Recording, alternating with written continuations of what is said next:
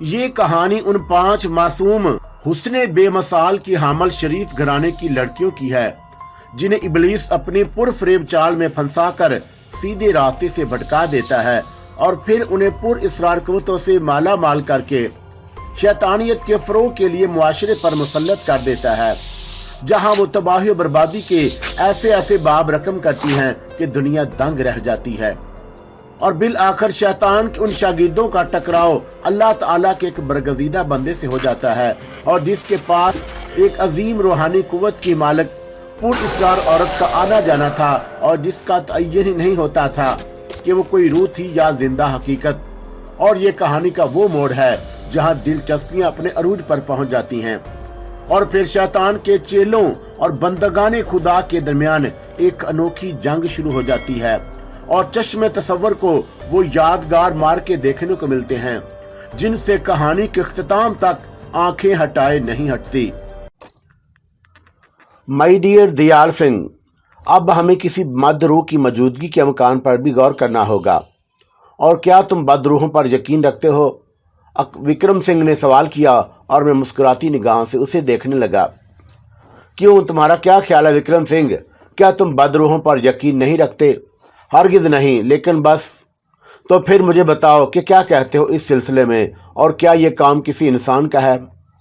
फ़र्ज़ करो कि हम कमरा खुदवा भी देते हैं और अगर ये आवाज़ें उसके बाद भी बंद ना हुई तो क्या होगा? मैं समझता हूँ कि जज्बात या जोश में आए बगैर ठंडे दिलो दिमाग से इस मामले पर गौर करें और अगर ये हमारे जैसे गोश्त पोश्त के बने हुए किसी इंसान की शरारत है तो आखिरकार हम उसका सुराग लगा ही लेंगे, और अगर ये किसी माफूकल फितरत का कारनामा है तब भी कुछ न कुछ किया जाएगा। और मैं समझता हूँ कि हर मुश्किल का कोई ना कोई हल मौजूद है और आखिरकार हम उस मुश्किल का हल भी दरियाफ्त कर लेंगे। और अगर इन कोशिशों में हमें किसी की ज़िंदगी चली गई तो और हम सब सोच में डूब गए। कुछ देर बाद दयाल सिंह ने बड़बड़ाते हुए कहा, बात आना की आ जाती है। अगर ओशा कुमारी से शादी का मामला ना होता तो मैं खामोशी से प्रेम नगर छोड़ देता या इस इमारत को कभी ना खरीदता। अब अगर मैं से दस्तेकश होता हूँ तो ये मेरी बेइज्जती है। और फिर कुछ लोगों से शर्त भी रखी है, और कुछ भी हो जाए मैं इस हवेली में ही हनीमून मनाऊंगा। और मेरे दोस्त पूरन, अब ये मामला तुम्हारे इल्म में है और तुम ही इस सिलसिले में कोशिश कर सकते हो।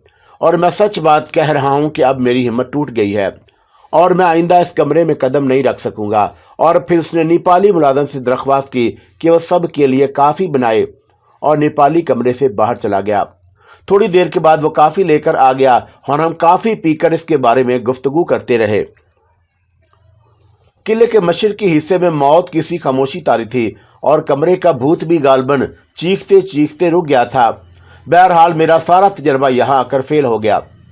मैं सोचता था कि कमरे के अंदर अगर कोई माइक्रोफोन या टेप रिकॉर्डर या इस किस्म की कोई चीज़ लगाई गई है तो आखिर वो है कहाँ और किस तरह नस्ब की गई है। और अगर वाकई ऐसा ही है तो मुझे उस शख्स के बाव कमाल होने में कोई शुबा नहीं जिसने किसी को भी इस हवेली में आने से रोकने का इंतज़ाम किया है। ऐसे मालूम होता है जैसे डाकुओं का कोई गिरोह जो यहाँ कोई काम कर रहा हो और डाकुओं को पुरानी इमारतों और खंडरों में खुफिया अड्डे बनाकर काम करने की शदीद ज़रूरत होती है। बहरहाल इस बारे में मैं जितना सोचता नई नई बातें जहन में आ जाती। ये तो तय था कि उन भयानक आवाज़ों और खौफनाक चीखों का कोई मकसद ज़रूर था और इस हवेली के अंदर कुछ कुव्वतों ने अपना खेल शुरू कर रखा था जिनके बारे में ये नहीं मालूम था कि वो क्या चाहती हैं। अलबत्ता एक बात ना जाने क्यों मेरे ज़हन पर मुसल्लत थी और वो ये थी कि जो कुछ भी है लेकिन दयाल सिंह की ज़िंदगी ज़रूर ख़तरे में है। बहरहाल ऐसे बहुत से ऐसे तस्वुरात भी जहन में आते थे जो ज़रा अजीब थे और उनका तज़किरा तक मैं दयाल सिंह से नहीं कर सकता था। यानी कि यह मुमकिन है कि खुद ओशा कुमारी इस भयानक खेल में शरीक हो और उसने दयाल सिंह का माल हजम करने के लिए ये खेल खेल रखा हो। बहरहाल जो भी था, लेकिन मेरी दिलचस्पी अपनी जगह बरकरार रही और मैं हर कीमत पर इन खौफनाक आवाज़ों का राज मालूम करना चाहता था।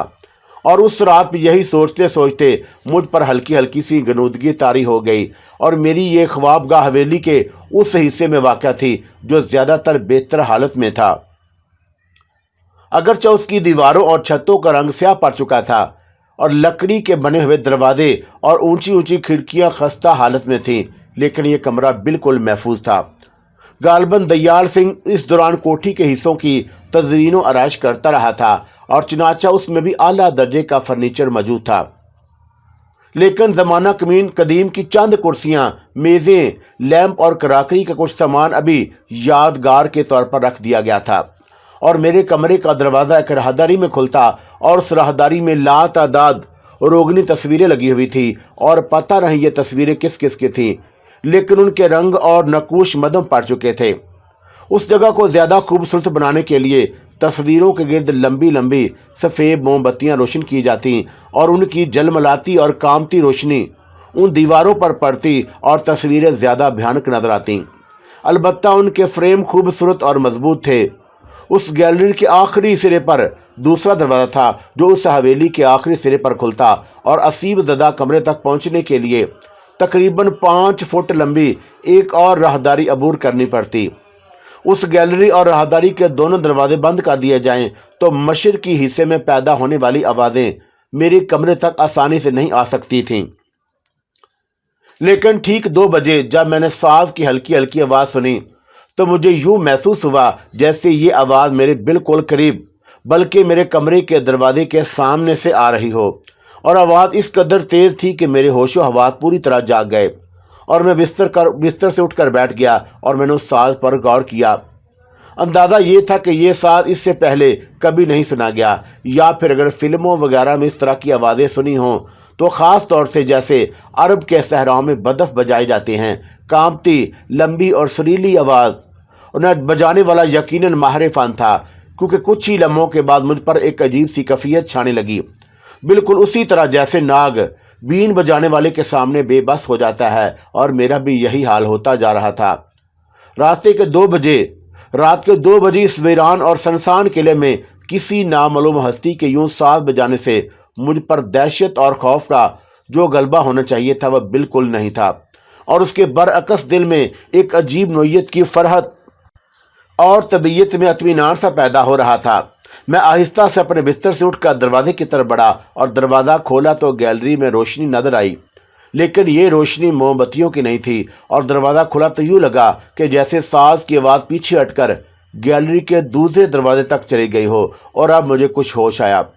मैंने चौंक कर चारों तरफ देखा और फिर एकदम से मेरे अंदर खौफ का एक एहसास पैदा हुआ और मैं फुर्ती से कमरे में वापस आ गया। तकिए के नीचे से पिस्तौल निकालकर हाथ में लेकर जब मैं पलटा तो गैलरी तारीकी में डूबी हुई थी। अलबत्ता साज की आवाज़ मुसलसल आ रही थी और मैं दोबारा कमरे में आ गया और इस मर्तबा टार्च भी ले आया, मगर रोशनी नहीं की, बल्कि अंधेरे में आहिस्ता आहिस्ता चलता हुआ गैलरी के दूसरे दरवाजे तक पहुंच गया। और ये जानकर मुझे सख्त हैरत हुई कि आवाज़ अब उस असीब ज़दा कमरे की तरफ से आ रही थी, और मैं एकदम पेट के बल फर्श पर लेट गया और रींग रींग कर आगे बढ़ने लगा। दरवाजे के पास रुका और कान उस कवाड़ से लगवा दिए, और बिलाशुबा साज बजाने वाला अंदर मौजूद था। और मैं कुछ देर तक खड़ा रहा और फिर सोचकर मैंने दरवाजे पर एक ज़ोरदार लात मारी। एक शोर के साथ दरवाज़ा खुला और दूसरे लम्हे मैंने टार्च रोशन कर दी और आवाज़ रुक गई। लेकिन मैंने देखा कि कमरा बिल्कुल खाली था। हालांकि मेरे हाथ में रिवाल्वर दबा हुआ था, लेकिन कमरे में दाखिल होते ही मुझे ये एहसास हो गया कि इन हालात में ये रिवाल्वर मेरी कोई मदद नहीं कर सकता। टार्च की तेज़ रोशनी कमरे के तमाम हिस्सों को रोशन किए हुए थी, और जिधर भी निगाह डालता यूं महसूस होता कि ये कमरा तो सदियों से बंद पड़ा है और यहाँ भला कोई आवाज़ कैसे हो सकती है। सन्नाटा इतना हौलनाक था कि असाब जख्मी होते जा रहे थे और रूह तड़प रही थी। वैसे आवाज़ों का एकदम ठहर जाना यकीनन खतरे या किसी नए अमल का इजहार करता है, और मेरी छठी हिस्स बता रही थी कि इस खामोशी में कोई राज है। और मेरे दिल में एक ही आवाज़ उभर रही थी कि काश कमरे की इस आसाब शिकन खामोशी में शिकाव पड़ जाए और चीखने चिल्लाने और सिसकियों की आवाज़ सुनाई दे। और ये खामोशी तो उन आवाज़ों से ज़्यादा भयानक है। शायद उसकी वजह यह हो कि आवाज़ों के बगैर कमरे की सहबत का एहसास शौर को नहीं होता था जो दिलो दिमाग में बैठ गई थी।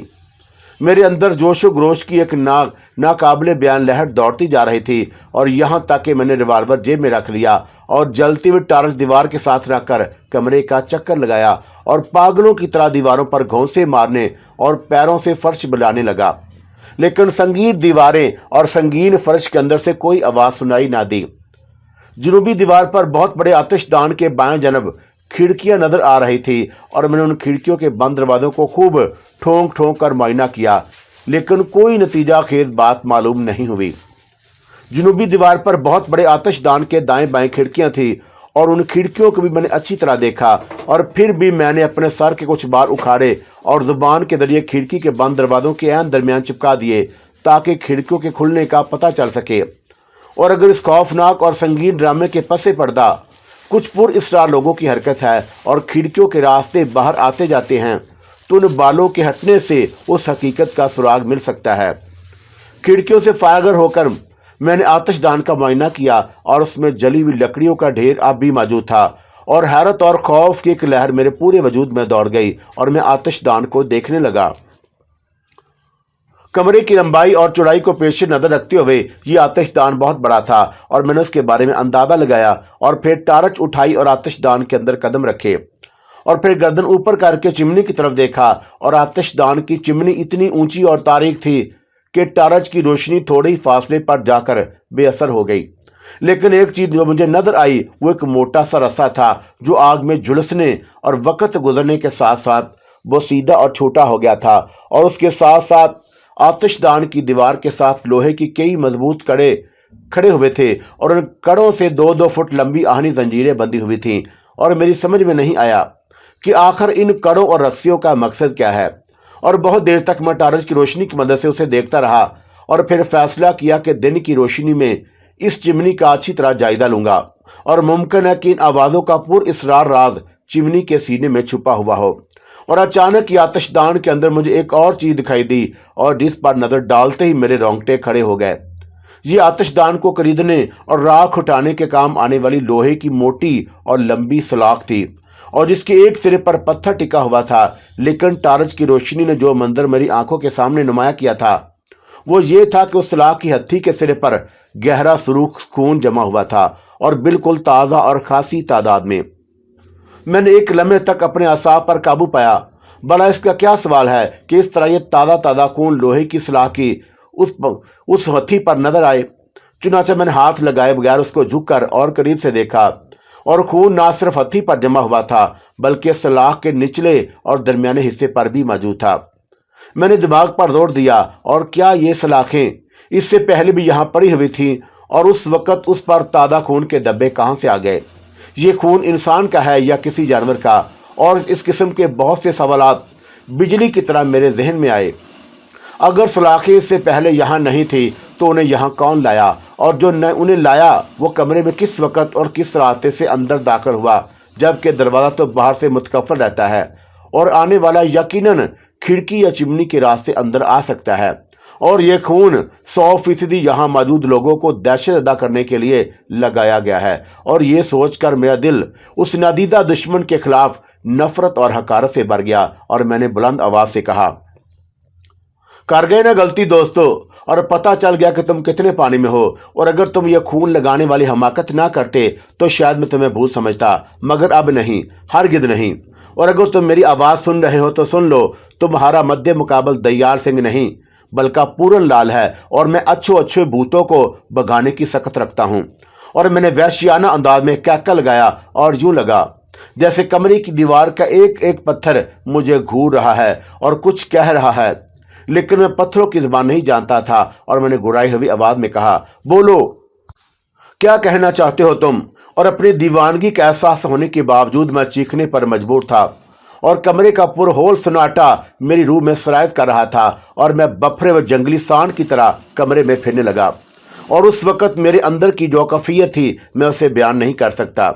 दिल चाह रहा था कि ये भूत मेरे सामने आ जाए और मैं उन्हें अपने दांतों से चबा जाऊं, और इंसानी फितरत का ये एक अंदाज था जिसे इस वक्त मेरे अलावा देखने वाला और कोई नहीं था। लेकिन खुद अपनी फितरत को मैं देख रहा था और सोच रहा था, समझ रहा था, और मेरे हलक से फिर एक आवाज निकली, डर गए ना? अब सांस क्यों नहीं बचाते? रो, चीखो, और तुम्हारे रोने और चीखने से मेरा इरादा तब्दील नहीं हो सकता। और जहां तक दयाल सिंह का ताल्लुक है तो बस ये समझ लो कि अब उसे मेरी हमायत हासिल है, और वो ओशा कुमारी से शादी करेगा, और जरूर करेगा, और तुम देखते रह जाओगे। तो में से कोई इस कदर ज़हीन, समझदार और चालाक नहीं है जो हमें इस काम से रोक सके, और हिम्मत है तो अब हमें रोक लेना। और मेरे प्यारे भूतों, क्या समझे? और मैं आतिशदान के पास रुका और बुरी तरह हाँफने लगा। मेरा जिस्म पसीने से तर था। उसी जोश की आलम में मैंने रिवाल्वर फेंक कर लोहे की खून आलूद सलाख उठा ली, और सलाख को छूते ही जैसे भूचाल आ गया। कमरे में दफतन होलनाक आवाज़ों से गूंज उठा, और मुझे यूं लगा जैसे आवाज़ों के बर्छे और तलवारें चारों तरफ से मुझ पर चल रही हों। और मैंने सलाख फर्श पर दे मारी, और लोहे की मजबूत निहायत मोटी सलाख नादक शीशे की मानंद फर्श पर गिरी और टुकड़े टुकड़े हो गई, और उसके अंदर से खून के फवारे उबल पड़े। और मैंने उस उबलते हुए खून को देखा, और मेरे असाब एकदम कशीदा हो गए, और मैंने कमरे से बाहर छलांग लगा दी, दरवाजा धमाके से बंद किया और अपनी रिहायश गाह की जानब चल पड़ा। मगर गैलरी के सिरे पर कोई खड़ा हुआ था, और मैं इस कदर तेज रफ्तारी से दौड़ रहा था कि संभालने के बावजूद खड़े हुए पुर इसरार वजूद से टकरा गया। लेकिन दूसरी जानब से जो चीख सुनाई दी थी वो उस नेपाली मुलाजम की थी, और नेपाली मुलाजम मेरी टक्कर से बुरी तरह दीवार से टकराया। और फिर उसी वक्त और दूसरी आवाज़ें सुनाई दी। कौन है, क्या है? और ये आवाज़ें दयाल सिंह और विक्रम सिंह की थीं। वो खौफजदा अंदाज में बाहर निकल आए। क्या हो गया है? कहाँ गए थे तुम, और कहाँ से आ रहे हो? और बेशुमार सवालात उन लोगों ने मुझसे किए, और मैंने हाथ उठाकर उन्हें रोका, मुझे ज़रा सांस लेने दो। और फिर मैं उनके साथ अपने कमरे में आ गया। तुम कहाँ चले गए थे, और इस वक्त मैं तुम्हें, और मेरा मतलब है कि ये आवाज़ें, आखिर तुम कहाँ थे? और मैंने अंदर जाने के बाद एक गिलास पानी तलब किया, और पानी पीने के बाद मैंने मुख्तसर अल्फाज में उन्हें यह सारा किस्सा सुना डाला, और उनके चेहरे भी खौफजदा हो गए। लेकिन कुछ लम्हों के बाद दयाल सिंह के अंदर भी एक जोश उभर आया, और दयाल सिंह ने कहा, कुछ भी हो जाए, वाकई कुछ भी हो जाए, और मेरे दोस्त, तुम मेरे बेहतरीन साथी रहे हो, और अगर तुम जैसा साथी मेरे साथ रहा तो ये समझ लो कि मैं उषा कुमारी से शादी करके रहूँगा, और मैं अपना इरादा कभी नहीं बदल सकता। बल्कि तुम्हारी इस कावश से तो मुझे अब यकीन हो गया है कि यह कोई बदरू नहीं, बल्कि मेरे वही रकीब और बदमाश हैं जो मुझसे यह हवेली खाली करवाना चाहते हैं। लेकिन ऐसा नहीं होगा, अब ऐसा बिल्कुल नहीं होगा। और अगर तुम चाहो तो हमारे साथ कमरे में ही सो जाओ। बिल्कुल नहीं, मैं डरता नहीं हूं, और मैं यहीं सोऊंगा और आराम से सोऊंगा, मैंने कहा। और काफी देर उनसे बातें करने के बाद मैं बिस्तर पर सोने के लिए लेट गया। दूसरे दिन सुबह नाश्ते वगैरह से फारग होने के बाद मैंने दयाल सिंह को पेशकश की कि वो मेरे साथ चले। चुनाचा हम असीब ज़दा कमरे की जानब चल पड़े, और दयाल सिंह को मैंने रात के तमाम वाक़यात बता दिए थे, और मैं उस सलाह के टुकड़े और खून के धब्बे दिखाना चाहता था। और जब हम अंदर दाखिल हुए तो कमरा पहले की तरह साफ और खाली था, और मैं आंखें फाड़ फाड़ कर इधर उधर देखने लगा, और सलाख आतिशदान के अंदर पड़ी हुई थी, लेकिन उस पर खून के धब्बे ना थे, और ना ही वो टूटी हुई थी। और मैंने खिड़कियों के पास जिस तरह बाल चिपकाए थे वो उसी तरह चिपके हुए थे, और मेरा रिवाल्वर एक तरफ पड़ा हुआ था, और मेरा सर चकलाने लगा। और मैं देर तक वहाँ हैरान खड़ा रहा, और फिर भी मैंने आहिस्ता से कहा, आओ। और दयाल सिंह इस तरह मुझे देख रहा था जैसे उसे मेरी दिमागी हालत पर कुछ शुबा हो गया हो। बहरहाल ये सारे मामलात उसी तरह चल रहे थे, और उसी दोपहर को दयाल सिंह उषा कुमारी से मिलने चला गया। उसका भाई विक्रम सिंह बंदूक लेकर शिकार खेलने चला गया, और नेपाली मुलाजिम अपने काम में मसरूफ हो गया। और उस हवेली के इर्द गिर्द कोई बस्ती, कोई आबादी ना थी, और ना किसी शख्स को मैंने इधर से गुजरते हुए देखा। नज़दीक तरीन बस्ती तकरीबन 7 किलोमीटर दूर थी, और मैं बहुत देर तक सोचता रहा, और फिर मैंने फैसला किया कि मुझे इस हवेली में मज़ीद मालूमात हासिल करनी चाहिए, और हो सकता है कि मुझे कोई ऐसा उम्र रसीदा शख्स मिल जाए जो इसके बारे में जानता हो। चुनाचा मैंने फैसला दिल में कर लिया, और दोपहर का खाना खाकर मैं एक बार फिर उस कमरे की तरफ चल पड़ा। और बस ये समझ लीजिए कि मुझे भी इस कमरे से अजीब सी दिलचस्पी हो गई थी। इस मरतबा मैंने सीढ़ी लगाकर उसकी छत और दीवारों के मुख्तलिफ हिस्सों को बगौर ठोंक बजाकर जायजा लिया, और फिर मैं हवेली की छत पर चढ़ा, और वहां भी ऐसी कोई चीज़ नजर न आई जो काबिल जिक्र होती। चमनी के अंदर झांका और कुछ पता न चला, और असल में मुझे आवाज़ का मरकज़ दरकार था, और वह मुझे पता नहीं चल रहा था कि आखिर वो आवाज़ किस मशीन से पैदा होती है, और वो मशीन आखिर कहाँ छुपाई जा सकती है। सलाख में से खून का निकल आना तो खैर ऐसी कोई मुश्किल बात नहीं थी, और बहुत से शोबदे बाद ऐसी चीज़ें तैयार कर सकते हैं। और यकायक मुझे एक छोटे से टेप रिकॉर्डर का ख्याल आया जो मेरे अटैची केस में रखा हुआ था और वो बैटरी से काम करता था। मुझे अपने आप पर सख्त गुस्सा आया कि मुझे पहले उसका ख्याल क्यों ना आया, और मैं उसके ज़रिए बड़ी आसानी से कमरे की आवाज़ टेप कर सकता। चुनाचा मैं बेसब्री से रात का इंतज़ार करने लगा। शाम को जब दयाल सिंह वापस आया तो बेहद खुश था, और उसने बताया कि वो उषा कुमारी के दिल से कमरे की आवाज़ों का डर निकाल आया है। और दयाल सिंह ने उसे झूठ मुतमत्तिन कर दिया, और वो आवाज़ किसी बदरूह की नहीं बल्कि चिमनी के अंदर सुराख हो जाने की वजह से पैदा होती है, और अब ये सुराख बंद कर दिए गए हैं। और दयाल सिंह ने मुझे बताया कि अगले इतवार को उषा कुमारी से उसकी शादी हो जाएगी, और आज मैंने सारी बातें उससे कर ली हैं और वो मेरे साथ इस हवेली में रहने के लिए तैयार हो गई है। मैंने तशवीशज़दा निगाहों से दयाल सिंह को देखा और कहा, लेकिन उसके बावजूद मैं तुम्हें इस काम से मना करना चाहता हूं। और दयाल सिंह, अभी जल्दबाजी से काम मत लो, क्योंकि आवाज़ें तो बहरहाल रात को सुनाई देती हैं, और अगर उषा कुमारी ने ये आवाज़ें सुन ली तो उसे ना सिर्फ रंज होगा बल्कि बहुत मुमकिन है कि वो तुम्हें दगाबाज समझकर नफरत भी करने लगे। और उसका हाल मैंने सोच लिया है। दयाल सिंह ने कहा, क्या? शादी के बाद मैं कहीं और चला जाऊंगा, और मैं अपनी बीवी को परेशान नहीं करना चाहता।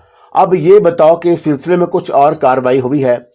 नहीं, मगर मैं मुसलसल कार्रवाई करने के मूड में हूं, और मैंने दयाल सिंह को टेप रिकॉर्डर लगाने की स्कीम से आगाह किया। रात को खाने से फारग होकर हम आवाज़ों के इंतजार में बैठ गए, और ठीक 11 बजे कमरे से रोने की हल्की हल्की आवाज़ उभरी जो बेतदरीज बुलंद होती चली गई, और हमने फौरन ही टेप रिकॉर्डर साथ लिया और टार्चें रोशन की और दबे पांव कमरे की तरफ चल दिए। वहां पहुंचते पहुंचते रोने की आवाज़ें लर्जा खेज चीखों में तब्दील हो चुकी थी, और गहरे सन्नाटे में बिला मुबालगा दूर दूर तक सुनी जा सकती थीं। लेकिन ये बात मेरे इल्म में आ चुकी थी कि ये आवाज़ें सिर्फ किले में रहने वाले ही सुन सकते हैं। बहरहाल मैंने टेप रिकॉर्डर का बटन दबाया, और मशीन के खाने में जलती हुई सब्ज रोशनी थरथराने लगी, और जिसका मतलब था कि आवाज़ रिकॉर्ड हो रही है। और 15 मिनट तक रोने और चीखने की आवाज़ें और उसके साथ मिली जुली सांस की आवाज़ें सुनाई देती रहीं। और फिर मैंने टेप रिकॉर्डर बंद कर दिया और उसे उठाकर हम ख्वाब गाह में ले आए, और मैंने बड़ी दिलचस्पी के साथ टेप रिकॉर्डर को रिवाइंड करके चलाया। लेकिन उस वक्त हम पर हैरत के साथ जो दहशत तारी हुई उसका अंदाज़ा नामुमकिन था। टेप रिकॉर्ड का फीता हमारी निगाहों के सामने घूम रहा था, लेकिन उसमें कोई आवाज़ न थी। और दयाल सिंह ने रुमाल से चेहरे पर आ जाने वाला पसीना पोंछते हुए कहा, और कहीं ये टेप रिकॉर्डर ख़राब तो नहीं है? नहीं, इसमें वो तमाम तर अलामात मौजूद हैं जो रिकॉर्डिंग के वक्त हो जाती हैं, लेकिन फिर आवाज़ कहाँ गई? देखो, ये रहा माइक्रोफोन, तुम कुछ बोलो, देखिए आवाज़ उभरती है या नहीं। और दयाल सिंह की आवाज़ रिकॉर्ड हो गई थी, और ये क्या राज था कि टेप रिकॉर्डर ने कमरे की आवाज़ें रिकॉर्ड नहीं की, और शायद इसलिए कि वो आवाज़ें उस बेजान मशीन ने सुनी ही नहीं। और दयाल सिंह की हालत खराब हो गई, और वह थर थर कांपने लगा। उसके दांत बज रहे थे, और जिस्म का सारा खून चेहरे पर आता जा रहा था, और आहिस्ता आहिस्ता उस पर बेहोशी सी तारी हो गई। मैंने फौरन विक्रम सिंह और नेपाली मुलाजिम को इतला दी, और हम सब ने रात का बकिया हिस्सा दयाल सिंह के सरहाने बैठकर काटा।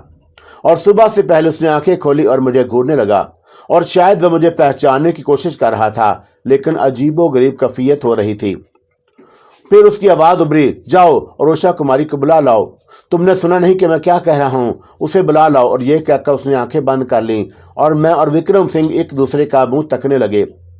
सरसाली कैफियत है, अकरम सिंह ने कहा, और फिर बोला, और क्या उषा कुमारी को बुला लिया जाए? और मैं समझता हूँ कि ये ज़रूरी है, वरना यह हमेशा के लिए पागल हो जाएगा। और ये अल्फाज सुनकर दयाल सिंह के होठों पर एक अजीब सी मुस्कुराहट पैदा हुई, और यकीनन उसने ये जुमला सुन लिया था, लेकिन वह कुछ नहीं बोला। और विक्रम सिंह उसी वक्त उषा कुमारी को लाने के लिए तैयार हो गया, और वह करीबी किस्से में अपने वालिदैन के साथ रहती थी। बहरहाल जब सूरज निकला तो दयाल सिंह गहरी नींद सो रहा था, और उसका थरथराता हुआ जिस्म साकत हो गया, और मैं चौंका रात भर का जागा हुआ था। इसलिए नेपाली मुलाजिम को दयाल सिंह की निगरानी पर छोड़कर अपने कमरे में चला गया, और बिस्तर पर लेटते बेखबर सो गया।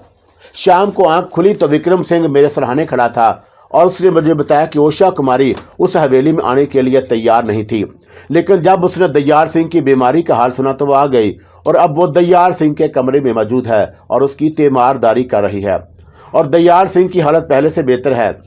वैसे मैं डॉक्टर को भी अपने साथ ले आया था। उसने बड़े अजीबोगरीब अंदाज में दयाल सिंह का जायज़ा लिया और ख़ास तौर से उस लड़की से कहा है कि वो वहीं क़याम करे और उसकी देखभाल करे, और बस ये समझ लो कि वो इस वक्त वहाँ उसकी देखभाल कर रही है। और उधर डॉक्टर ने मुझसे कहा है कि मैं एक ख़ास शख्सियत से रब्ता कायम कर लूँ और उसे यहाँ तलब करूँ। चुनाचा यूँ समझ लो कि मैं यहाँ तुम्हारा इंतज़ार कर रहा था। अब मुझे बताओ कि हमें क्या करना है। पूरनलाल के इन अल्फाज पर रूपा चौंक पड़ी और आशीष बघोनत ने उसे यहाँ भेजा था, लेकिन इस कदर तफसीलात नहीं बताई थी और जो सूरत हाल पूरनलाल ने बताई थी और उसके तहत तो बिल्कुल ही कोई बात समझ में नहीं आती कि खुद रूपा को इस सिलसिले में क्या करना है। पूरनलाल ने कहा, और डॉक्टर तुम्हारा इंतज़ार कर रहा होगा और मैंने सारी तफसील तुम्हें बता दी है और ये मेरी ड्यूटी थी क्योंकि डॉक्टर ने मुझे यह हिदायत दी थी।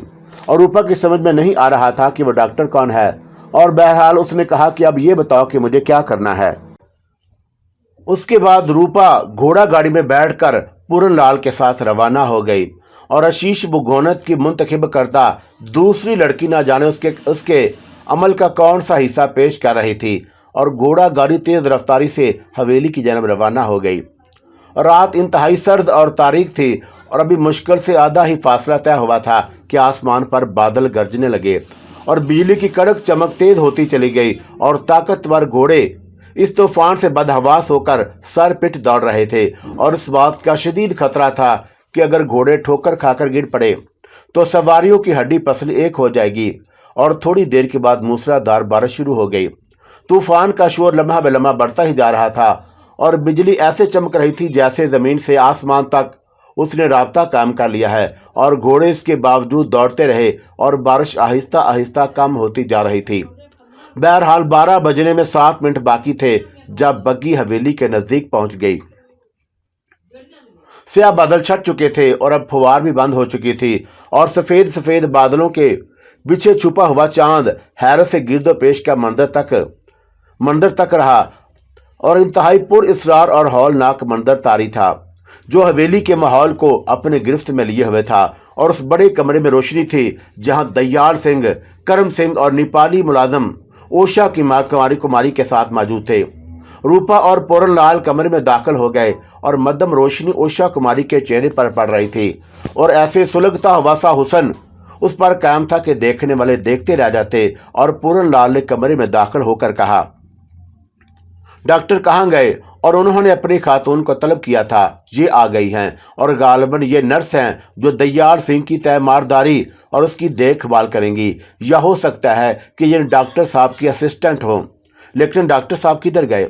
अभी वापस आ रहे हैं। और विक्रम सिंह ने लरजती हुई आवाज में कहा और ना जाने क्यों उस पर एक अजीब सी हैबत तारी हो गई थी और वह दरवाजे की तरफ देख रहा था। और फिर दरवाजे से डॉक्टर अंदर दाखिल हुआ और रूपा उसे देखकर जल्दी से खड़ी हो गई। ये आशीष बघोनत था जो अपने असल रूप में उसके सामने आया और पूरनलाल और दूसरे लोग उसे देखकर चौंक पड़े क्योंकि इस वक्त उसके जिस्म पर एक लंबा सा स्याह लिबादा था और वह एक अजीब सी शक्ल में नजर आ रहा था। उसका चेहरा पीला और चमकदार आंखें वहशतज़दा अंदाज में सीधी और फटी हुई थीं और वह सब उसे देखकर एक दूसरे की सूरत देखने लगे। और फिर विक्रम सिंह के मुंह से निकला, डॉक्टर साहब। नहीं, वो जानती है मैं कौन हूं। और आशीष बघोनत की आवाज उभरी और फिर उसने अपनी मखसूस अंदाज में कहना शुरू किया कि तुम यहाँ के इस माहौल में पनाह की तलाश में हो, लेकिन उस वक्त जब उस बेचारी लड़की की लाश उल्टी लटकी हुई थी और जिसका नाम सूरज सिंह था, तो मुझसे कोई उसकी देखभाल के लिए मौजूद नहीं था। और दयाल सिंह, तुम्हें पता है कि तुम कौन हो? तुम चंद्रबान के बेटे सूरज सिंह हो और वीर सिंह की बेटी सरूजा ये देखो मौजूद है। और क्या तुम्हें याद नहीं कि इन लोगों ने तुम्हारे साथ क्या सलूक किया था? और क्या तुम्हें याद नहीं है, क्या तुम भूल गए हो सूरज सिंह, कि इस लड़की ने तुम पर इल्ज़ाम लगाया था कि तुम ज़बरदस्ती से बहका कर अपने कब्जे में करना चाहते हो और उसके बाप ने अपनी दुश्मनी तुमसे निकाली थी। उस वक्त सूरज सिंह, तुमने सौगंध खाई थी कि तुम इन लोगों से बदला लोगे और इस समय तुम मेरे साए में आ गए हो। और क्या समझे? याद करो तुम अपनी सौगंध को। और मैंने तुम्हें उसी वक्त अपनी तहवील में ले लिया था और समय तैयार कर रहा था कि वक्त आने पर तुम अपनी कसम पूरी कर सको। और देखो, इससे अच्छा वक्त और कोई नहीं होगा। और रूपा, चलो इनका आत्म संस्कार कर दो, हमारा खेल ऐसा ही होता है। और रूपा मशीनी अंदाज में वापस मुड़ी और उसके बाद उसने पूरे कमरे में पेट्रोल डाल दिया।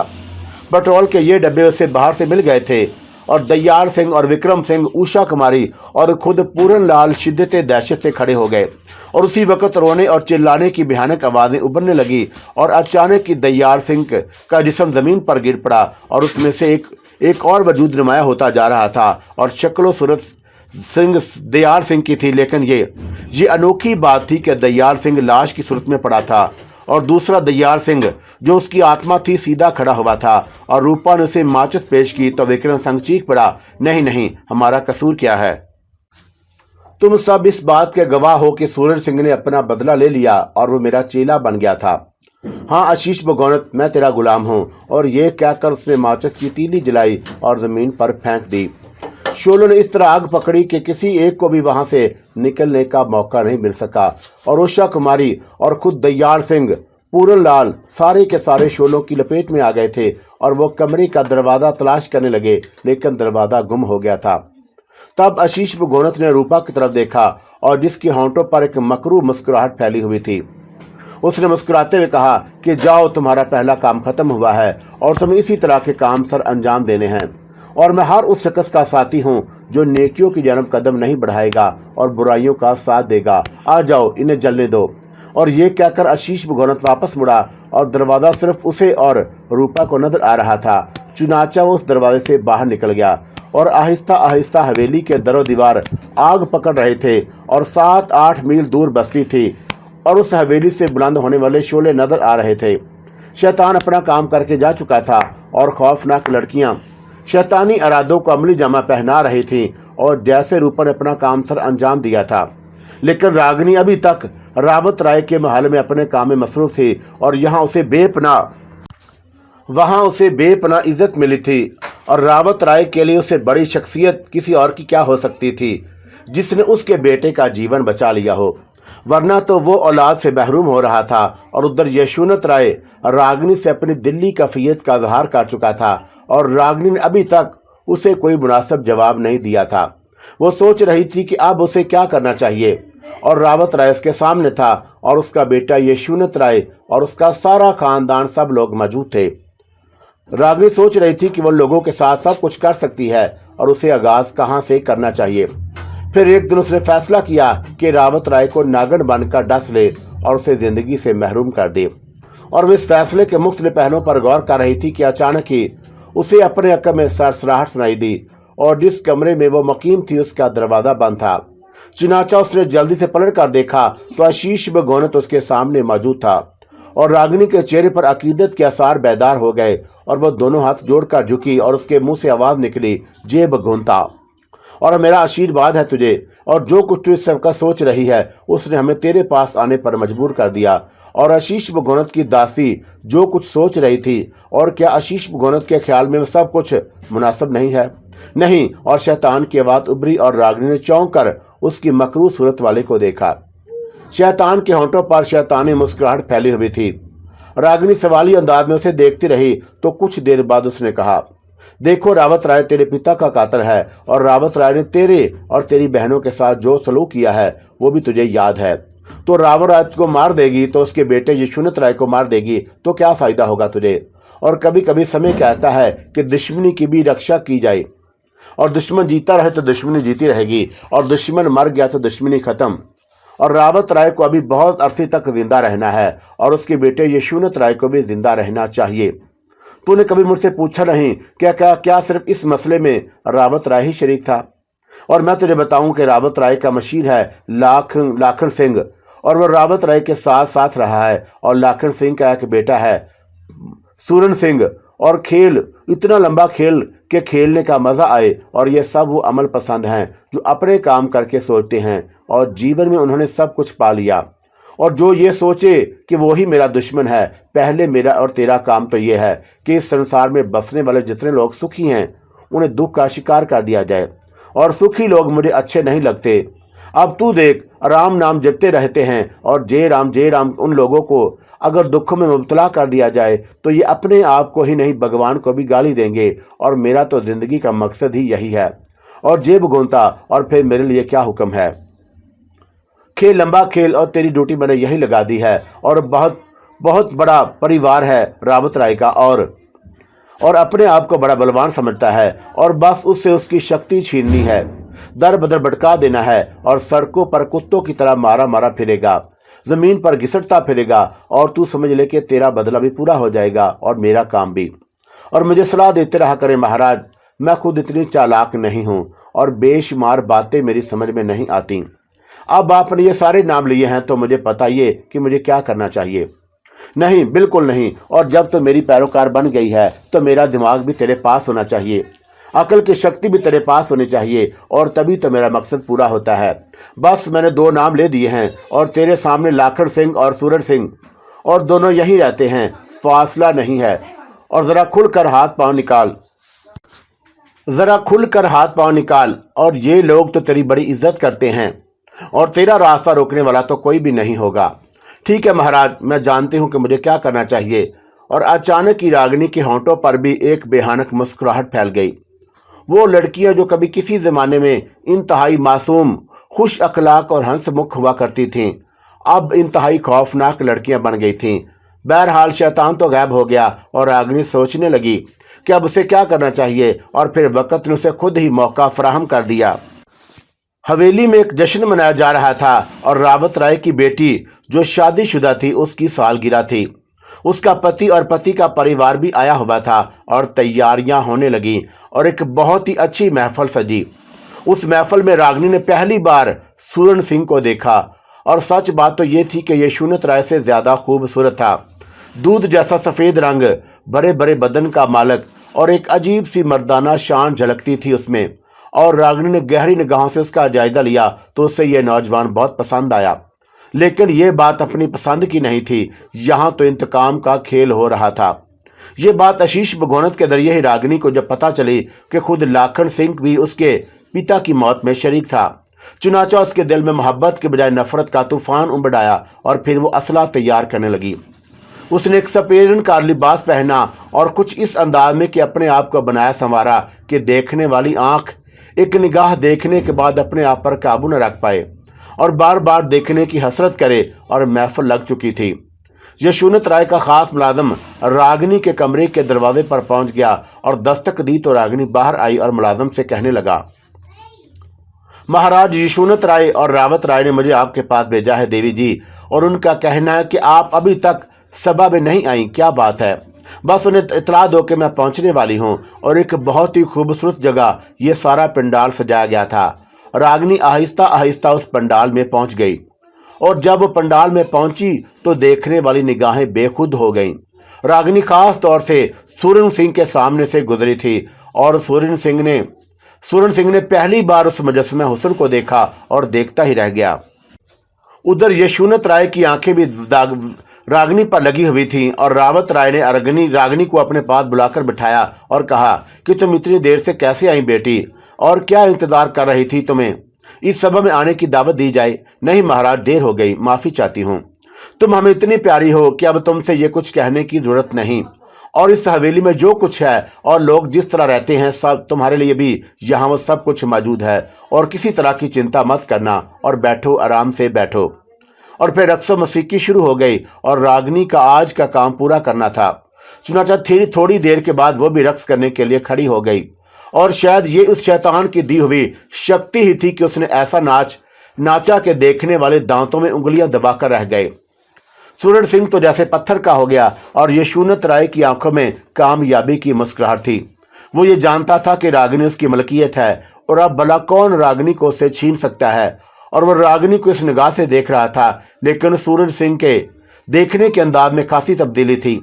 बहरहाल रात गए खूब देर तक यह सभा जमी रही और उसके बाद खत्म हो गई।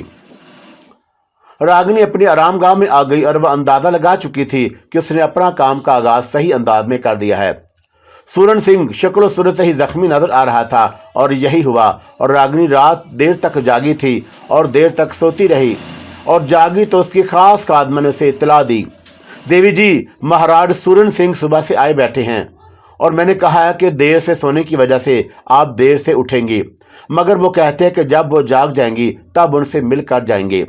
और रागिनी ने बेमुश्किल अपनी मुस्कुराहट दबा ली और फिर उसके बाद उसने तैयार होने में भी खासा वक्त लिया और थोड़ी देर के बाद उस जगह पहुंच गई जहां सूरन सिंह बैठा हुआ था। सूरन सिंह के चेहरे से अंदाजा हो रहा था कि वह सारी रात नहीं सोया और उसकी आंखें सूजी हुई थी और चेहरे पर अजीब सी कैफियत थी। रागिनी ने दोनों हाथ जोड़े तो सूरन सिंह अपनी जगह से उठ खड़ा हुआ और फिर बोला, देवी जी क्षमा चाहता हूं और आप मुझे बेशक नहीं जानती होंगी, लेकिन मैं आपको जानता हूं। और वैसे भी देवियां अपने दासों को नहीं जानती, जबकि दास उनकी पूजा करते हैं। और मैं आपके बारे में सब कुछ जानता हूं देवी जी। आपने यशवंत राय का इलाज किया था और वह ठीक हो गया था और उसके बाद से आप यहीं हवेली में रहने लगी।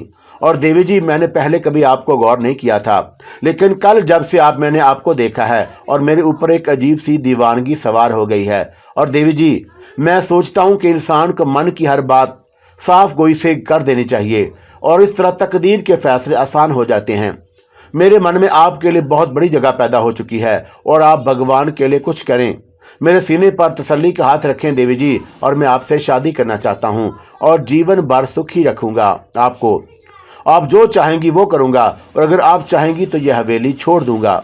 और आप अगर अलग घर लेकर रहना चाहेंगी तो इस घर में आपको संसार की तमाम खुशियां इकट्ठी कर दूंगा। और रागिनी खामोशी से यह सारी बातें सुनती रही और फिर जब वो खामोश हुई तो मुस्कुरा कर बोली, आपने तो इतना कुछ दे दिया है मुझे सूरन सिंह महाराज कि मेरी समझ में नहीं आ रहा कि मैं इससे क्या क्या लूं। और क्या दिया है मैंने आपको? इतनी सारी बातें कर दी हैं आपने, और ये दूंगा वो दूंगा और यहाँ रखूंगा वहाँ रखूंगा, और आप मेरी समझ में ये नहीं आ रहा कि मैं आपसे क्या कहूँ। आप सिर्फ इतना कह दीजिए कि आप भी मुझे नापसंद नहीं करती। नहीं नहीं, पहले नापसंद करने का क्या सवाल है। आप सुंदर हैं, जवान हैं, और फिर सबसे बड़ी बात यह है कि इस हवेली के एक अहम आदमी है और नापसंद करने की कोई वजह नहीं। और फिर भी अभी इस बारे में इतना फासला तवील तय ना करें और हम एक दूसरे को समझ लें और एक दूसरे से मिलकर बात तो करें, और कौन क्या है और कैसा है ये तो पता चलना चाहिए। हाँ बिल्कुल, और हमें एक दूसरे को समझ लेना चाहिए। अच्छा ये बताइए कि रात को बाग में मुझसे मिलेंगी? और बाग के पिछले हिस्से में जहाँ 3 दरख्त साथ जोड़े इकट्ठे हैं वो बहुत अच्छी जगह है। और रागिनी ने सहर खेज निगाहों से सूरन सिंह को देखा और फिर आहिस्ता से बोली, मैं आ जाऊंगी, अब आप जाइए और कोई आपको यहाँ देख ना ले। और मुझे इस बात की कोई चिंता नहीं है, देखता है तो देख ले। नहीं, ऐसा नहीं होना चाहिए। क्यों? इसकी वजह मैं आपको रात को ही बता दूंगी। काम पूरा हो गया था और रागिनी खुश थी कि वो आशीष भगोनत के बताए हुए इशारों पर सही अंदाज में काम कर रही है। रात को फिर 16 श्रृंगार करके वो दरख्तों के उस झुंड के पास पहुंच गई और जहां सूरन सिंह पहले से मौजूद था और पता नहीं कब से यहाँ बैठा हुआ था। और रागिनी उसे देखा और चौंक कर बोली, अरे मैं तो सोच रही थी कि मैं ही वक्त से पहले आ गई, मगर आप? और सूरन सिंह धीमी सी मुस्कुराहट के साथ बोला, मैं तो न जाने कब से यहाँ बैठा हुआ हूँ और इस तरह मुझे शर्मिंदा ना करें। नहीं नहीं, मैं तुम्हें शर्मिंदा नहीं कर रहा, और मैं सचमुच तुमसे इतना ही प्रेम करने लगा हूँ कि कहीं मन ही नहीं लगता। अच्छा ये बताओ कि तुमने मेरी बात पर गौर किया? गौर तो कर लिया है मैंने, पर एक बड़ी मुश्किल है मेरे लिए। क्या आप नहीं जानते? मगर मुझे बताओ तो सही। यशवंत राय महाराज मेरे पीछे पड़े हुए हैं, हालांकि मैं उन्हें बिल्कुल पसंद नहीं करती, और पर वो दिन रात एक ही रट लगाए हुए हैं कि मुझसे शादी कर लो, मुझसे शादी कर लो। और मेरा मन तो ये चाहता है कि मैं यहाँ से भाग जाऊं, मगर क्या करूं कि रावत राय महाराज ने रोका हुआ है और मुझे जाने ही नहीं देते। और सूरन सिंह का चेहरा गुस्से से सुर्ख हो गया और उसने खूनी आंखों से रागिनी को देखते हुए कहा, यशवंत राय तुम्हें मजबूर तो नहीं कर सकता और कोई भी किसी को मजबूर नहीं कर सकता। तुमने तो उसका जीवन बचाया है और अब ये तो नहीं हो सकता कि वो जो चाहे कर डाले। अगर तुम उसे पसंद नहीं करती तो खुलकर कह दो। मैं जानती हूँ कि वो बर्दाश्त नहीं करेगा और वो बहुत खतरनाक है, खतरनाक है, और मैं उसे अपने रास्ते में नहीं आने दूंगा। और ये बात मैं बताए देता हूँ, और ख़ास तौर से उस शक्ल में कि तुम उसे पसंद भी नहीं करती। जो कुछ भी हो सूरन सिंह, मैं एक कमज़ोर लड़की हूँ और मैं बता चुकी हूँ कि मैं उस संसार में बिल्कुल अकेली हूँ। माता पिता मर चुके हैं और कोई भी नहीं है। ऐसी सूरत में मेरे लिए कोई ऐसा काम करना बड़ा मुश्किल है जिससे मुझे किसी किस्म की दुश्मनी मोल लेना पड़े। ठीक है, तो फिर यह काम मैं खुद कर लूँगा, सूरन सिंह ने कहा। और रागिनी काफ़ी देर तक सूरन सिंह से बातें करती रही। खूब रात हो गई तो उसने कहा कि मुझे नींद आ रही है। मन तो चाहता है कि मैं सारा जीवन इसी तरह बैठा रहूं। आप हवेली के कौन से हिस्से में रहते हैं? रागिनी ने सवाल किया। क्या मेरा कमरा देखोगी? क्या हर्ज है? और वो बोली, और सूरन सिंह खुशी खुशी एक खुफिया रास्ते से उसे अपने कमरे तक ले गया और वो बहुत खुश नजर आ रहा था। उसने कहा कि मन चाहता है कि सारा जीवन इसी तरह गुजार दूं। ये तुम्हारी मसहरी है। और रागिनी ने एक बहुत ही खूबसूरत और बड़ी सी मसहरी को देखते हुए कहा, हाँ, और अगर तुमने मुझे स्वीकार कर लिया तो फिर ये तुम्हारी भी होगी। और रागिनी मसहरी पर जाकर लेट गई और सूरन सिंह उसके पास आ बैठा और मोहब्बत भरी निगाहों से रागिनी को देख रहा था। रागिनी को बहुत ही वो अच्छा लग रहा था और सूरन सिंह ने मोहब्बत भरी निगाहों से उसे देखा और उस पर एक सहर सा तारी होने लगा। और फिर उसके होशो हवास रुखसत हो गए और मसहरी पर आकर लेट गया और रागिनी उसे देखती रही। सूरन सिंह को पूरी तरह अपने जाल में फांसने के लिए उस पर अपनी मोहब्बत का बहुत ज्यादा असर डालना जरूरी था और जो खेल आशीष भगोनत्र से सौंपा था उसे पाया तकमील तक पहुंचाना अब उसका फर्ज था। थोड़ी देर के बाद सूरन सिंह गहरी नींद सो गया और रागिनी उसे देखती रही और उसके ज़हन में न जाने कौन कौन से मंसूबे आ रहे थे और अपने मंसूबों की बिना पर वो सोच में डूबी हुई थी कि न जाने कहां से नींद उसकी आंखों में दाखिल हो गई। और उसने जो आखिरी लम्हात में सोचा था वो ये था कि पहले इस परिवार को ख़त्म करेगी और उसके बाद नागन बनकर इन सब को डस लेगी। आखिरी आदमी रावत राय होगा और मैं नागन बनकर उसको डस लूँगी। उसने दिल में सोचा और उसे नींद आ गई, लेकिन उसकी सोच अमल पजीर हो गई और यही आशीष भगोनत ने कहा था। और एक तरफ सूरन सिंह सो रहा था और उसके बराबर स्याह रंग की एक नीली नागन तकिए पर सा रखे पड़ी हुई थी। और यहाँ तक कि रात चुपके से गुजर गई और जब सूरज की पहली किरण ने कमरे में झांका तो सूरज सिंह जाग गया। और थोड़ी देर तक वो सोचता रहा कि उसे रात को अचानक नींद कैसे आ गई। और उसके बाद जब उसे रागिनी याद आई तो उसने गर्दन घुमाकर देखा और उसके बराबर ही बिस्तर पर एक काली नागन सो रही थी। और सूरन सिंह की हलक से निकलने वाली दहशत भरी चीख इस कदर जोरदार थी कि बाहर मौजूद नौकर नौकरानियां भी उछल पड़े। सूरन सिंह उस नागन को देखकर बेअख्तियार चीख पड़ा, लेकिन एकदम उसे एहसास हुआ कि कहीं यह सिर्फ उसका सपना तो नहीं। उसने दूसरी बार नागन को देखा और फिर इस तरह मसहरी से नीचे छलांग लगा दी कि धड़ाम से जमीन पर गिरा। मसहरी जोर से हिली तो नागन भी जाग गई और उसने फन उठाकर जमीन पर पड़े हुए सूरन सिंह को देखा और फिर दफतनी व तेज रफ्तारी से दूसरी जनब से मसहरी से नीचे उतर गई।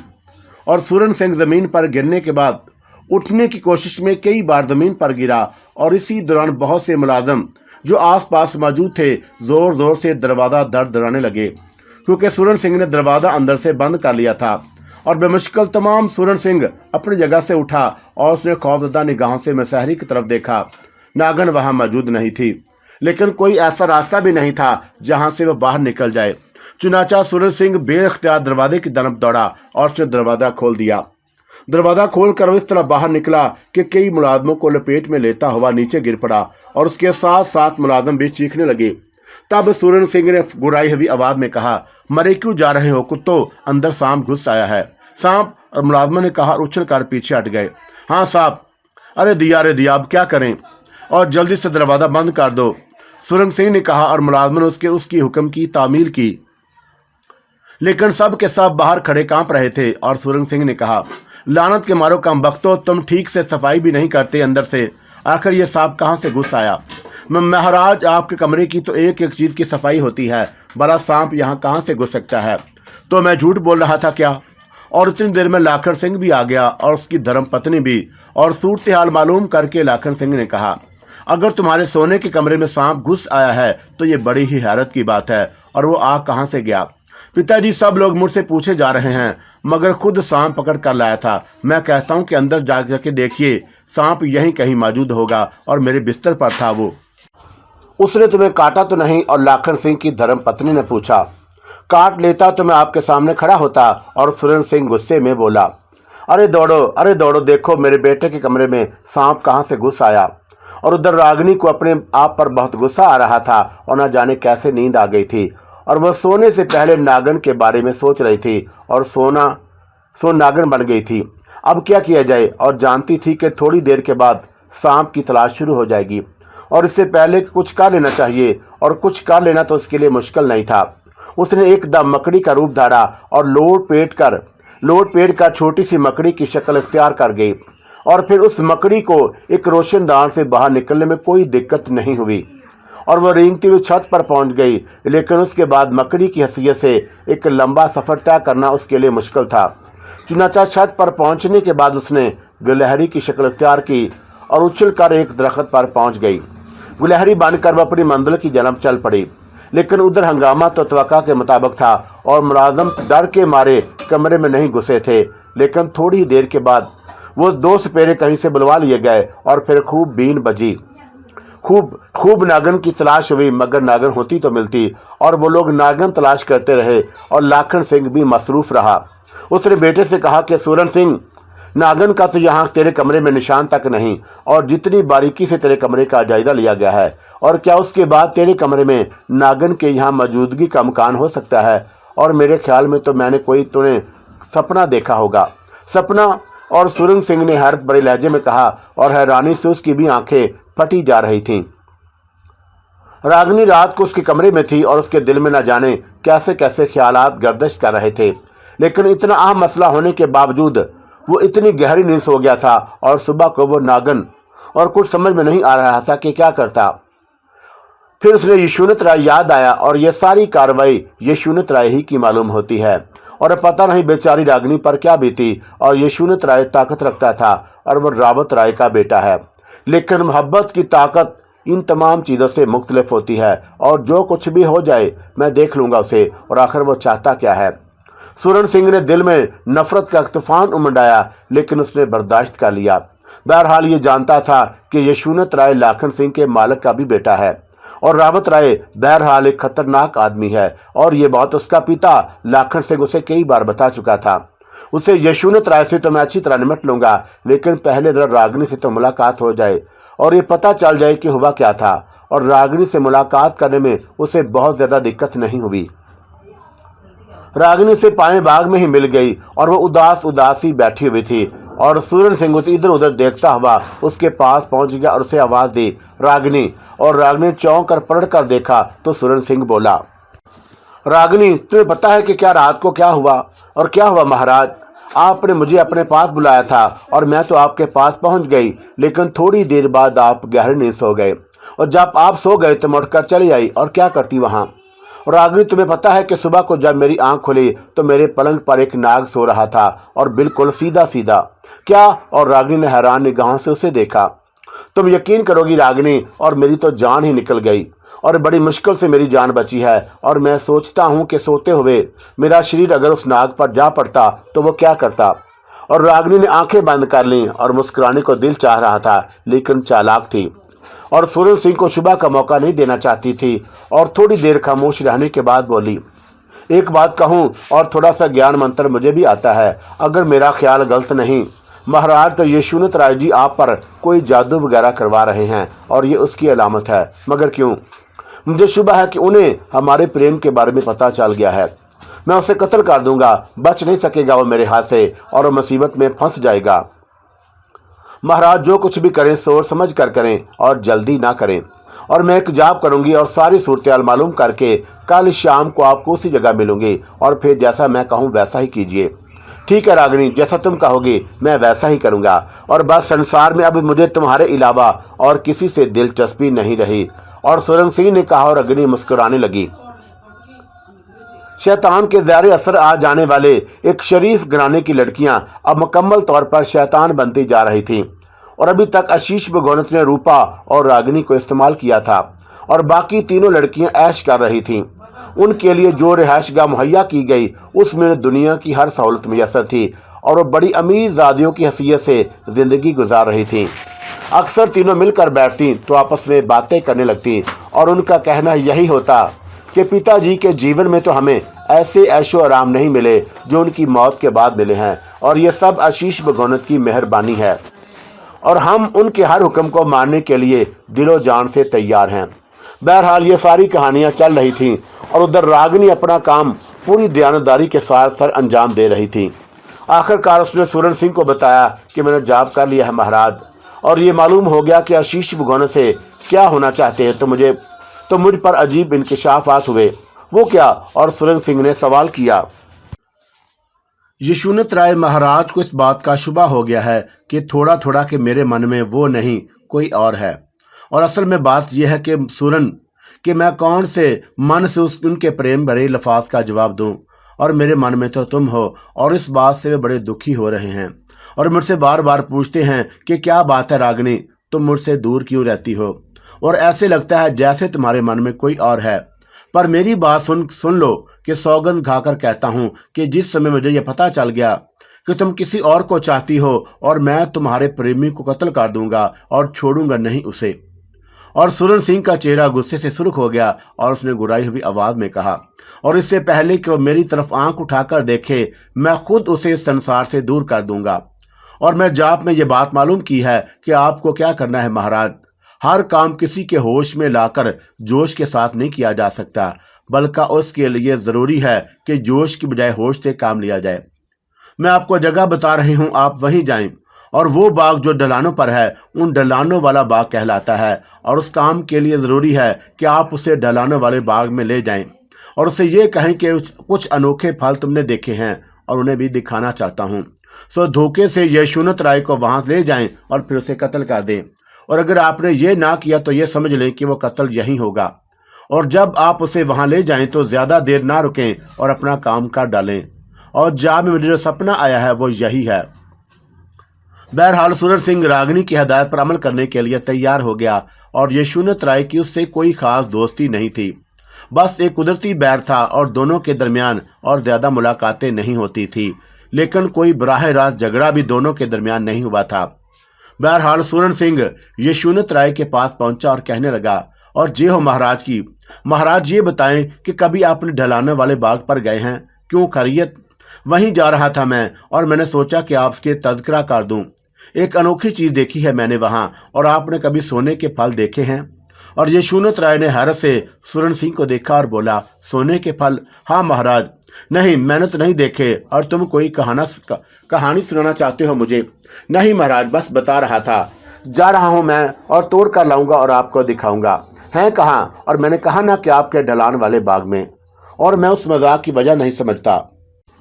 लाकर दिखाऊंगा आपको तो यकीन आ जाएगा। नहीं, मैं खुद चलता हूं तुम्हारे साथ। आप आना चाहें तो आ जाइए। ठहरो, चलते हैं दोनों। और थोड़ी देर के बाद यशोनत राय सुरेंद्र सिंह के साथ उस बाग की जानब चल पड़ा जो दर हकीकत रिस्क लाल का था, और उसी बाग की वजह से रिस्क लाल का जीवन गया था।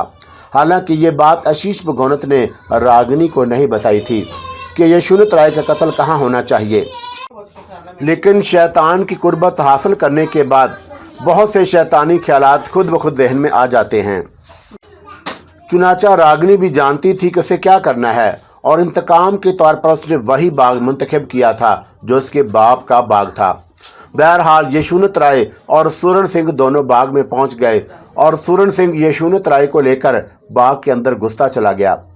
दोनों ने घोड़े वहीं छोड़ दिए और एक ऐसे गोशे की जानब जा रहे थे जो खासा घना और दूर दराज था। यहाँ पहुंचने के बाद सुरेंद्र सिंह रुक गया और यशोनत राय चारों तरफ देख रहा था। हाँ सुरेंद्र सिंह, किधर हैं वो सोने के फल? मैं सारे फल तुम्हें दे दूंगा यशोनत राय, पहले मुझे मेरी बात का जवाब दो। कौन सी बात? तुम रागिनी से प्रेम करते हो? सुरेंद्र सिंह ने पूछा, और यशोनत राय के चेहरे पर गुस्से के आसार फैल गए, और फिर उसने कहा, हाँ क्यों? कभी रागिनी से पूछा तुमने कि वह तुमसे प्रेम करती है या नहीं? और पूछने की जरूरत भी बाकी है? तुम जानते हो कि उसने मेरा जीवन बचाया है। और आखिर क्यों? और जीवन बचाने का मतलब यह है कि वो तुमसे प्रेम करने लगे। वो मुझसे प्रेम करने लगी हो या ना लगी हो, और तुम पर क्या मुसीबत नादल हुई है? मुसीबत तो मुझ पर नहीं, तुम पर नादल हुई है सुरेंद्र सिंह। और क्या बकवास कर रहे हो? और रागिनी सिर्फ मेरा प्रेम है, और कोई उसकी तरफ आंख उठाकर भी नहीं देख सकता। अपनी औकात याद है, और जानते हो मेरे सामने तुम क्या हैसियत रखते हो। हाँ, और यही मैं तुम्हें बताने वाला हूँ। और सुरेंद्र सिंह ने कहा और अपने लिबास में छुपा हुआ खंजर निकाल लिया। और यशोनत राय को इस बात की उम्मीद न थी कि सुरेंद्र सिंह इस तरह गद्दारी करेगा, और वो बिल्कुल नहता था। उसने गुराते हुए लहजे में कहा, सुरेंद्र सिंह क्या बदतमीजी है, और तुम जानते हो कि तुम मेरे गुलाम हो, सिर्फ गुलाम। और मैं तेरा गुलाम हूँ, लेकिन प्रेम किसी का गुलाम नहीं होता, और तुझे मेरा रास्ता साफ करना होगा। और ये कहकर सुरेंद्र सिंह ने एक जबरदस्त वार यशोनत राय के सीने पर किया, और उसकी बाईं पिसली से उसका सीना काटता हुआ उसकी गर्दन तक ले गया। यशवंत राय के पूरे बदन से खून का फव्वारा उबल पड़ा और उसकी हलक से एक दर्दनाक राह निकली और उसके दोनों हाथ फैल गए। तब सूरन सिंह ने गुर्राते हुए कहा कि किसी के प्रेम पर डाका डालने की कोशिश उसी तरह जीवन भी छीन लेती है। और उधर यह खूनी ड्रामा हो रहा था और उधर रागिनी अपना काम बड़ी खुश असलूबी से सर अंजाम दे रही थी। और वो आंखें मलती हुई रावत राय के पास पहुंची और उसने परेशान होकर कहा, महाराज आप क्या कर रहे हैं? अरे रागिनी बेटा तुम, और क्या अभी तक सोई नहीं? हाँ महाराज, नींद आ गई थी मुझे और एक भयानक सपना देखकर जागी हूँ। भयानक सपना? हाँ महाराज। ये यशवंत राय कहाँ है? पता नहीं, अंदर होंगे। महाराज देखें, जल्दी देखें। क्यों, क्या हुआ? अजीब सपना देखा है मैंने, आप देर न करें और जल्दी करें महाराज। पर हुआ क्या है? उसने देखा कि लाखन सिंह महाराज के बेटे सूरन सिंह ने यशवंत राय को महाराज को बहकाया और उन्हें ढलान वाले बाग में ले गए। वहां उन्होंने उन पर पे दर पे वार किए और यशवंत राय महाराज शदीद जख्मी है महाराज। और मैं आपको बताऊं कि मेरे ख्वाब सच्चे होते हैं और मैंने आज तक कभी झूठा सपना नहीं देखा और मेरा मन डर रहा है, जल्दी करें। रावत राय जल्दी से उठ गया और इतना अंदाजा उसे जरूर था कि यशवंत राय का जीवन बचाने वाली ये पुरअसरार लड़की की यकीनन रूहानी हैसियत रखती है। और फिर बेटे का मामला था और जरा देर में बेशुमार खादम यशवंत राय और सूरन सिंह की तलाश में पूरा घर छानने लगे और पता ये चला कि घोड़ों पर सवार होकर दोनों कहीं गए हैं। और ये पहली बात थी जो सच निकली थी। और रावत राय ने फौरन घोड़े तैयार कराए और रागिनी ने उसे ढलान वाले बाग के बारे में बताया था। चुनाचा रावत राय अपने 6 वफादार साथियों के साथ ढलान वाले बाग में दाखिल हुआ तो उसे दोनों घोड़े नजर आ गए और उसके बाद उसके आदमी अंदर घुसते चले गए। और फिर रावत राय उस वक्त दरख्तों के घने झुंड के पास गुजर रहा था कि अचानक उसे एक दिल दोज चीख सुनाई दी और वो उछल पड़ा। बेटे की चीख उसने साफ पहचान ली। चुनाचा वो उस तरफ दौड़ा और फिर वह यशवंत राय को आवाजें देने लगा और दूसरी चीख सुनाई दी और उसके साथ ही एक हौलनाक मंडर रावत राय की निगाहों के सामने आ गया। उसने यशवंत राय को जमीन पर गिरते हुए देखा और सूरन सिंह को अपने हाथ में खंजर लिए अपनी तरफ देखते पाया था। और रावत राय के हलक से एक दर्दनाक चीख निकली और सूरन सिंह ने पीछे छलांग लगा दी और रावत राय चीखा, दौड़ो, पकड़ो।